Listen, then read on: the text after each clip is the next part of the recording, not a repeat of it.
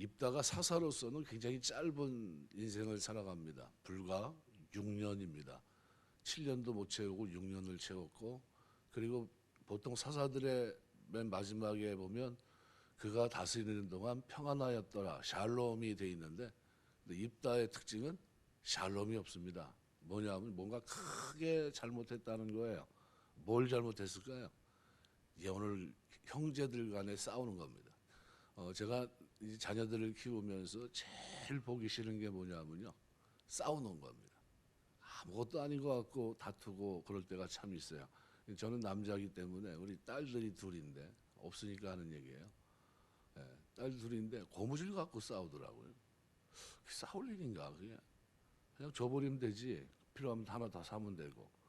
근데 별것도 아닌 거 가지고서 그냥 아주 그냥 얼굴을 붉히고 그러면은 속이 상해요. 저 뭐지 이게 왜 그러지 막 하는 그런 마음이 있어요. 하나님 앞에 이 모습은 어떤 모습일까요? 어떻게 보면 격려해주고, 야, 네가 우리 아픔을 이렇게 했구나. 확실히 하나님 너에게 복 준 게 감사하다 하면서 어떻게 해요? 손을 꽉 잡아줘야 될 텐데요. 가가지고 멱살을 붙잡고 있는 겁니다. 왜 너 갈 때 나 안 불렀어? 하는 식으로. 근데 사실 갈 때 불렀거든요. 불렀는데 다른 생각이 있었던 겁니다. 무슨 얘기냐면 자기 나름대로의 어젠다가 있는데 뭐냐 하면 니들이 올라가서 분명히 질 거다 하는 생각이 있었던 거예요. 지면 그 땅을 우리가 차지하자 하는 마음이 있었습니다. 그런 잘못된 생각을 가지고 있었던 이런 에브라임 지파가 기드온 때도 한번 그런 식으로 무모하게 한번 이제 안 좋게 했는데, 배경이 있습니다. 배경이 있었고, 그래서 나름대로 여호수아 때는 여호수아가 자기 지파의 대표격이니까 그 사람의 말이 어느 정도 먹히고, 그냥 그저 나름대로 위신도 있으니까 체면도 좀 체면 치레도 하고 했는데, 지금은 여호수아가 죽고 지도자가 아닌 마당에 땅을 분배하고 이렇게 하다 보니까 남들이 잘 되는 걸 보면서 그 눈에 자꾸 거슬리는 겁니다. 자기가 중심이 돼야 되는데 중심이 되지 못하고 하니까 한 일에 대해서도 칭찬해야 되고 격려해야 되고 하는 그런 위치에 있으면서도 그러지 못하고 오히려 다른 생각을 가지고 접근하는 이런 모습이 오늘 본문에 기록이 되어 있습니다. 그래서 여기 사실 가장 그 입다에게 있어서 가장 힘들고 어려운 때는 인생에 있어서 어느 때였을까요? 예, 딸을 하나님께 시집 보낼 때입니다. 예, 무슨 얘기냐면 자기가 엉뚱한 소원을 해서 말도 안 되게 말을 물을 수도 없고 그러면서 사실은 물렀어야 되는데, 근데 그러지도 못하고 그렇게 강행하고 그 어처구니 없이 그 일이 진행이 되고, 그리고 떠나고 나니까 굉장한 슬픔에 잠겨 있었을 겁니다. 이게 내가 뭐 하는 건가? 그냥 그 땅에 있었으면 그냥 편하게 살 수 있었는데 괜히 여기 와서 백성들의 머리가 되고 장관이 된다고 그러면서 와가지고 이거 이 모양이 뭘까 하면서 고민에 휩싸였을 겁니다. 그리고 화가 났을 거예요. 말도 표현도 못하고. 그런데 뭐 와가지고 울고 싶은데 뺨을 한 대 때려주니까요, 이참에 울어버린 겁니다. 에이 잘됐다 그래. 그 니네들이 날 이렇게 하는데, 그래서 전쟁이 일어난 겁니다. 그러니까 이건 왜 인간적인 감정이에요. 이건 철저히 하나님의 뜻을 물어본 것도 아니고요. 그냥 욱하는 그것으로 인해서 결국 에브라임과의 전쟁이 아주 동족상잔의 비극이 되고 말았고요. 그래서 그 장면이 조금 전에는 에브라임 사람들이 기드온 때는 그 낙이 요단 나루터에 서가지고 어떻게 해요? 그들을 죽이는 역할을 했는데 이제는 그 자리에서 자기들이 죽는 대역이 되고 맙니다. 굉장히 안타까운 거죠. 딸의 죽음으로 인해서 입다가 심기가 불편할 때 분노의 불을 타오르게 하는 일이 벌어집니다. 에브라임 지파가 시비를 걸어온 거죠. 그게 12장 1절입니다. 뭐라고 시비를 걸었냐 하면요, 내가 암몬 자손과 싸우러 건너갈 때 어찌하여 우리를 불러 너와 함께 가게 하지 아니하였느냐. 우리가 반드시 너와 내 집을 불사르리라. 그래놓고서 자기의 그 진심을 드러냅니다. 너와 내 집을 불사르겠다. 어떻게 보면 굉장히 안 좋은 얘기죠. 지난번 기드원 때도 그랬고 이번에 에브라임 지파가 또 시비를 걸어옵니다. 8장 1절에 보면 미디안과의 전투에 처음에 부르지 않은 것이 그들을 푸대접한 일이라고 불평하고 있었습니다.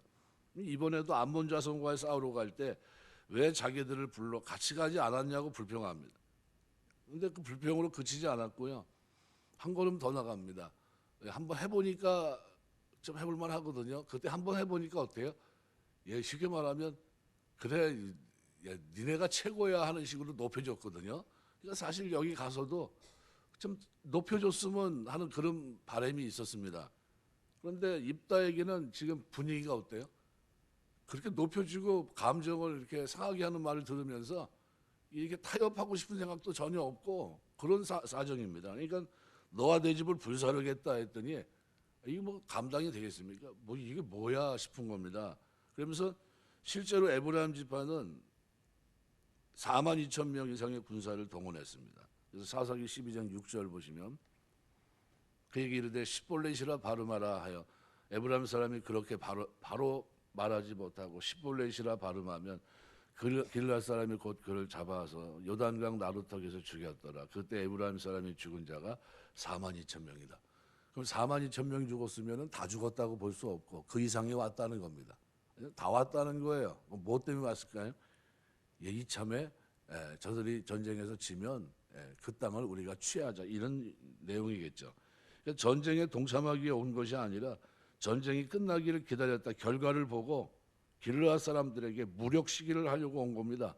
그때도 좀 대우를 받는 얘기를 들었으면 갔을 겁니다. 그런데 그러지 못했어요. 왜냐하면 입다가 지금 사정이 좋지 않습니다. 이 에브라임 지파 사람들은 암몬 사람들로 인해서 오랫동안 고통을 겪어온 또 다른 장본이기도 합니다.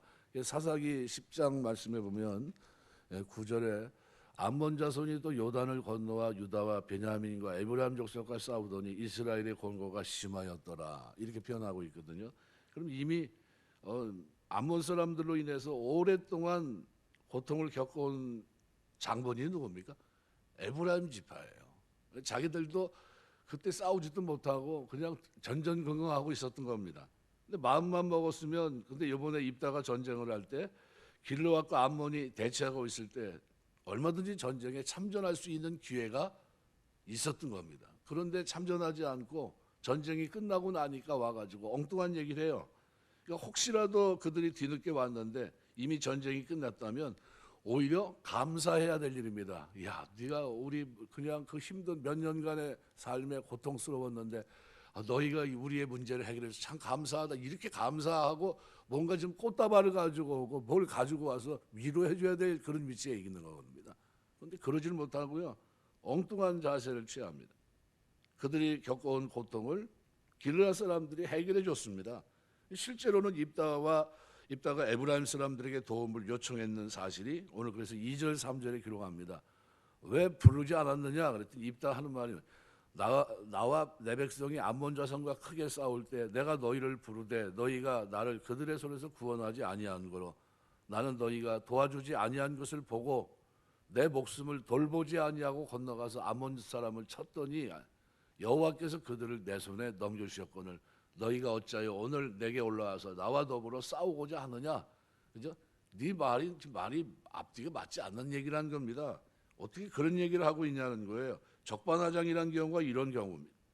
그들이 겪어온 고통을 길르앗 사람들이 대신 해결해 줬는데 입다가 에브라임 사람들에게 도움을 요청했다는 사실이 밝혀진 이런 마당에 이거는 이제 감정이 상한 겁니다. 다른 이유 때문에 온 거 아니냐는 거죠.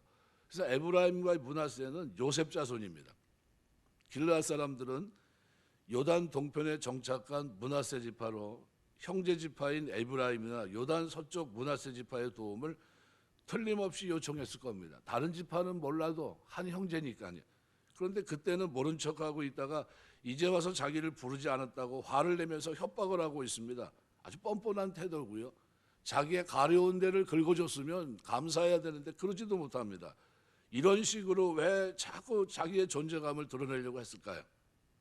이유는 두 가지 정도 생각할 수 있습니다. 첫 번째는 가나안 정착 초기에 에브라임 지파 출신 여호수아의 역할이 절대적이었기 때문입니다. 그러니까 그때까지 여호수아의 그 영향력이 대단했었고요. 이들의 이 특권의식, 우리가 가나안 전쟁을 우리가 만들어냈다는 겁니다. 승리로 일궜다는 거죠. 이 특권의식은 약속의 땅을 분배하는 장면에서도 드러납니다. 그래서 요셉 자손들, 특별히 에브라임 므낫세 지파가 이미 다른 지파들보다 훨씬 더 많은 땅을 분배받았음에도 불구하고 또 다른 땅을 요구하고 나섭니다. 여호수아 17장 14절. 근데 이때 만일 여호수아가 그들에게 또 다른 땅을 줬다고 그러면은 여기서 사단이 났을 겁니다. 야, 이게 뭐야? 지들끼리 다 이렇게 해먹는 거야? 이렇게 됐을 겁니다. 그런데 여호수아가 지혜롭게 여호수아 17장 15절에 보면 산지를 개척하라 이렇게 얘기해요. 산지는 뭡니까? 강한 자들이 있는 그 땅을 너희가 올라가서 전쟁을 해서 뺏어라 이런 얘기입니다. 그래서 잠잠해집니다. 지혜롭게 제안해서 수습을 했기 때문에 망정이지, 만일 여호수아가 그때 그들의 편을 들어주었다면 이스라엘 공동체는 분열을 경험했을 겁니다. 그러니까 에브라임 지파의 특권 의식을 설명하려면 또 하나가 있습니다. 야곱이 요셉의 두 아들을 축복하는 장면으로 거슬러 올라가야 돼요. 야곱은 요셉의 장남 므낫세보다 차남 에브라임을 앞세워 축복을 합니다. 그러니까 손을 어긋나게 했고 오른손은 에브라임에게, 왼손은 므낫세에게 얹어서 축복을 한 거죠. 그러면서 아우가 형보다 더 크게 될 것을 예언합니다. 이게 창세기 48장 10절에서 20절이에요. 그런데 야곱의 예언에는 에브라임이 므낫세보다 더 크게 되어 있는데 약속의 땅을 분배받는 장면에서는 므낫세 지파가 에브라임 지파보다 훨씬 더 많은 땅을 차지하고 있었습니다. 요단강 서쪽, 요단강 동쪽에 각각 한 몫씩을 차지하고 있으니까 동쪽에 자리 잡은 므낫세 지파가 길르앗 사람들입니다. 아마 이것은 장남이 두목을 차지하는 당시의 관습에 따른 것으로 보입니다. 그래서 요셉의 이 몫으로 주어진 세겜 땅을 서쪽 므낫세 지파가 상속받게 된 거죠. 이것은 너무나 당연한 거고요. 그런데 그 더 큰 축복을 약속받은 에브라임 지파에게 있어서 이 모습은 보고 싶지 않은 장면입니다. 왜 우리가 더 커야 되는데 저놈들이 더 크지? 이런 생각을 가지고 있었던 거죠. 못마땅한 겁니다. 그 후에 기회가 있을 때마다 에브라임 지파가 어떻게 해서든지 자신의 존재감을 과시하려고 했던 것은 그들이 받은 특별한 축복 때문이 아닐까 싶습니다. 그러던 차에 암몬 자손과 길르앗 사람들 사이에 전쟁이 벌어진 겁니다. 에브라임 지파는 처음부터 참여할 수 있었지만 왜요? 자기들이 싸워야 될 거를 대신 싸워주니까요. 고마운 일이 아닙니까? 그런데 그 전쟁이 끝나기를 기다립니다. 야, 분명히 저거 질 거다 생각한 거죠. 근데 의외의 결과가 일어납니다. 이겼어요. 그럼 말이 안 되잖아요. 그러면 이겼으면 분명히 피해가 있을 거다. 이참에 가서 윽박질러 보고 그냥 뺏어버리자 하는 그런 심정을 가지고 올라갔던 겁니다. 그러니까 이처럼 왜 우리를 부르지 않았느냐 하면서 길르앗 사람들에게 무력 시기를 하면서 나타납니다. 여차하면 이번 기회에 요단 동쪽 므낫세 지파의 땅을 접수하려고 하는 생각을 가졌을지도 모릅니다. 어떤 일이든 감사하지 않고 불평을 앞세우는 사람의 이면에는 반드시 이기적인 욕망이 감춰져 있는 겁니다. 그래서 겉으로 드러나지 않은 아젠다가 있었기 때문에 이런저런 불평을 늘어놓는 겁니다. 예를 들면 신약에 보면 가룟 유다가, 그죠? 예수님이 그 장면에서 왜 이게 저렇게 말도 안 되는, 그죠? 옥합을 깨서 낭비하고 있냐? 저거 가난한 사람들에게 나눠주면 저 엄청난 건데 1년 노동자 1년 해서 벌어도 쉽지 않은 그 향유를 이렇게 어떻게 부을 수 있냐 하면서 활짝 띱니다. 그 속에는 뭐가 있었어요? 저는 도둑놈이라는 게 도둑놈. 그러니까 자기가 취했어야 되는데 저거를 왜 저거다 깨가지고 저러고 있냐는 거죠. 깨지 말지. 차라리 나한테 맡겼으면 나한테 참 내가 요긴하게 쓸 수 있는 목돈이 됐을 텐데 이런 얘기입니다. 그게. 근데 결국은 어떻게 합니까? 그런 아젠다를 가지고 있었던 가룟 유다가 결국 예수님을 은 30냥에 팔고 있거든요. 속이 어떻게 변합니까? 변하지 않습니까? 변하지 않죠. 그 생각을 가지고 있던 그 생각이, 그 잘못된 생각을 결국은 관철시키는 모습이 가룟 유다의 모습이었습니다. 그러니까 이런 불평이 누구에게 있었냐면요, 이 에브라임 지파에게 있었던 겁니다.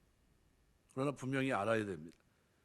정당하지 않은 불평은 반드시 화가 되어 돌아오게 되어 있다는 겁니다.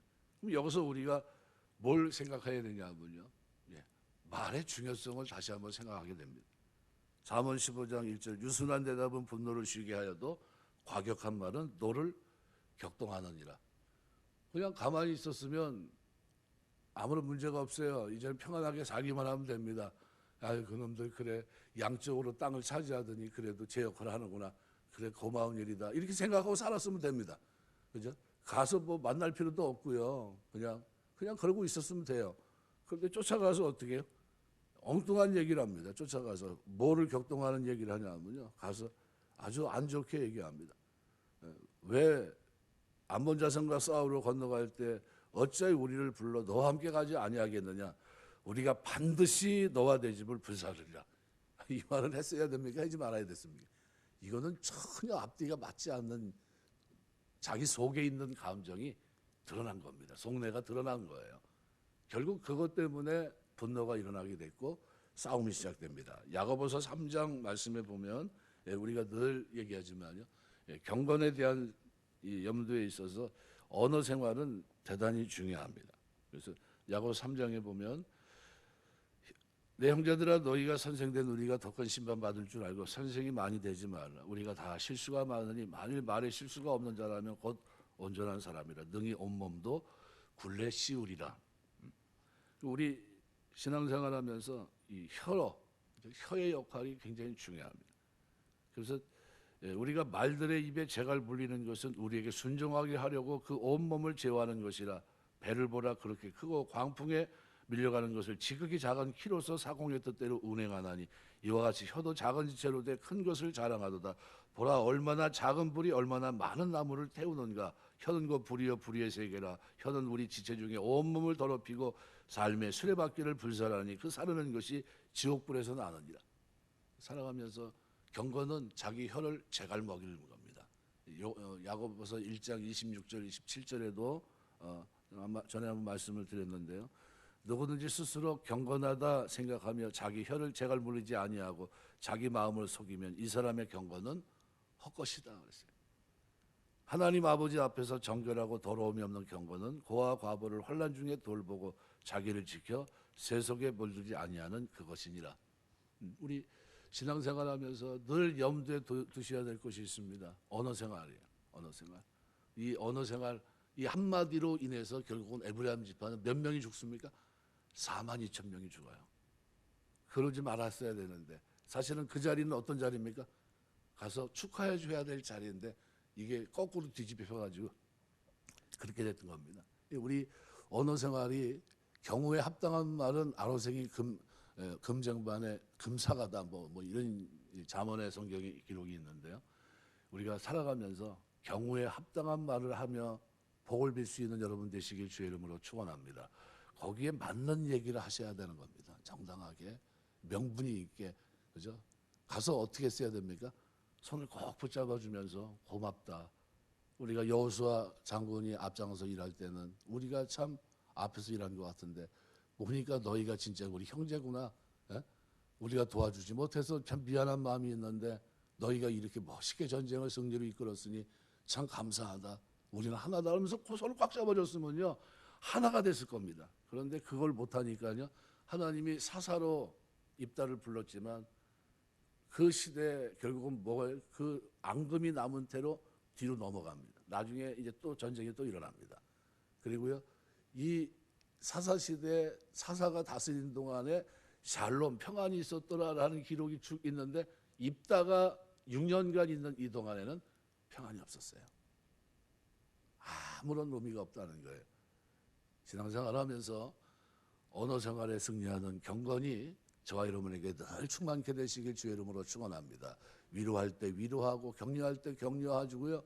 칭찬할 때 칭찬해주고 울 때 같이 울어줄 수 있는 이 언어 생활이 우리에게 필요합니다. 이것만 잘 되어 있었다고 한다면 그렇다면 에브라임과 므낫세는 말 그대로 아버지의 축복 그대로 진짜 한몫을 단단히 할 수 있는 그런 아들들이 됐을 겁니다. 그런 지파들이 됐을 거예요.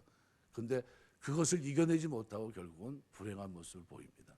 네, 우리 살아가면서 오늘 기도하시면서 하나님 내 언어 생활이 사람을 살리고 경우에 합당한 말을 하면서 사람들이 하나님께 영광 돌리고 평화를 도모하며 하나님께 쓰임받는 언어 생활이 될 수 있도록 인도해 주옵소서. 기도하시고 그런 은혜와 복이 저와 여러분의 믿음 생활 속에 경건 생활 속에 늘 충만케 되시길 주의 이름으로 축원합니다. 기도하겠습니다.